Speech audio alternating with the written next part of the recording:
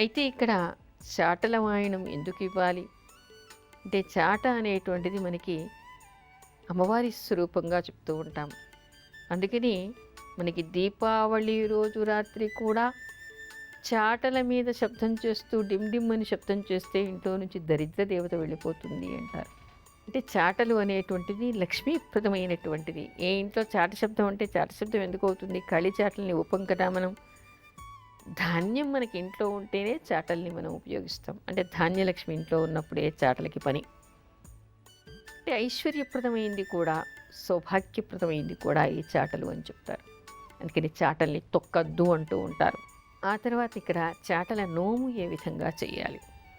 సాధారణంగా దీనికి నియమం ఏం చెప్తుంటారంటే, పుట్టింటి వాళ్ళు చేయించడం, అత్తింటి వాళ్ళు చేయించాలి అని చెప్తూ ఉంటారు.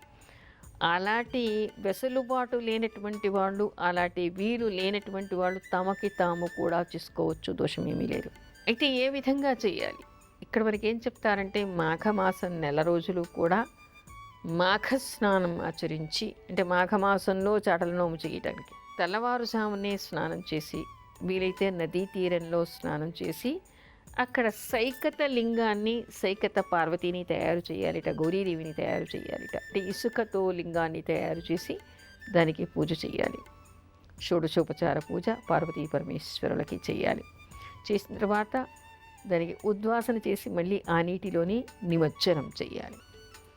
అలా నెల రోజులు చేయాలి. అయితే చాటల నోము ఎప్పుడు చేయాలి? ఈ నెల రోజులు ఈ వ్రతాన్ని కొనసాగిస్తూనే మాఘశుద్ధ తదియ రోజు కానీ, వసంత పంచమి రోజు కానీ, రథసప్తమి రోజు కానీ, మాఘ పౌర్ణిమ రోజు కానీ, అష్టమి రోజు కానీ, బహుళ తదియ రోజు కానీ, వారి జన్మ నక్షత్రం రోజు కానీ చేయవచ్చు.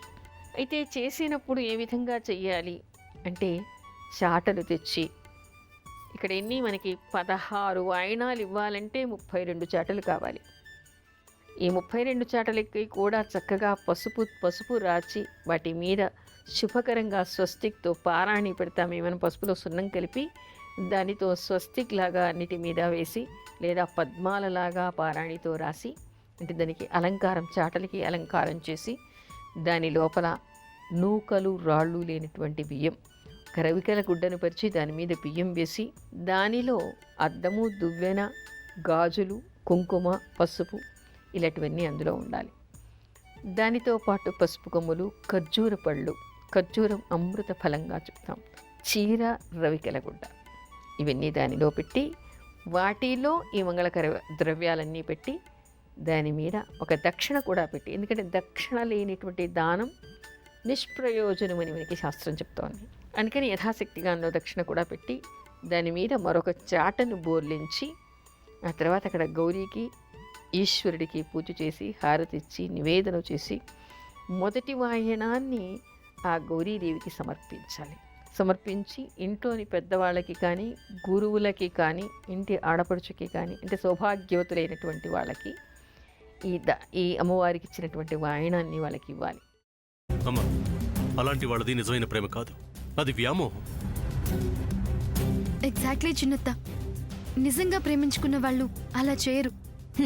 ఎంత మనసు విరిగిపోతే కన్న కూతుర్ని పట్టుకొని మా దృష్టిలో చచ్చిపోయా ఉంటుందా తల్లి? అది సరే అమ్మా, తన కూతురుతో తన మాట అనేటప్పుడు ఆమె మాటల్లో వ్యథ, కళ్ళల్లో బాధ గమనించావమ్మా? పెద్దబాబుకు బర్త్డే విషెస్ చెప్పు కూడా వెళ్ళాం కదా. ఊరికే ఎలా కాలిపోతుంది? మంట పెడితేనో పడితేనో తగలబడుతుంది.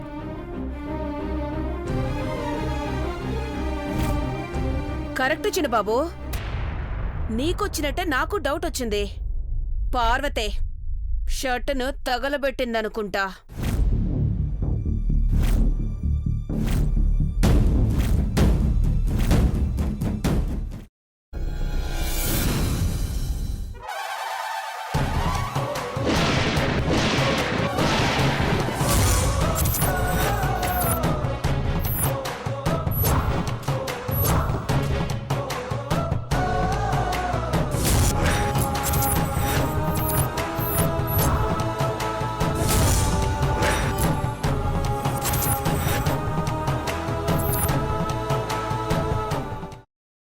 తర్వాత పొట్టు తీసేసి చాప్ చేసి పక్కన పెట్టుకోవాలి.